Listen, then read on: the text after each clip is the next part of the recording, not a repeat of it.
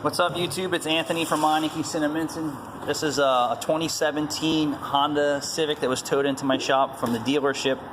The customer put their own battery in and shorted something out and blew something, and the dealership tried charging them for a new fuse box assembly, which was $1,700. So these parts are available at Honda. This is the main fuse pack. There's an inspection window in here. They're very hard to see, but you pull it out.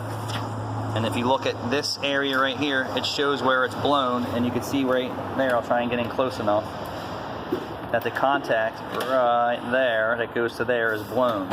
So I'm going to show you a homebrew repair that I do is with solder and a soldering iron. So I'm going to just bridge this connection here with some solder and see if I can get the vehicle to come back on and actually run and see if there's anything else damaged. Chances are there isn't, but you never know. So this is my homebrew repair for main fuses. I've been doing it for years. Just solder those connections back together, and you should be able to get the vehicle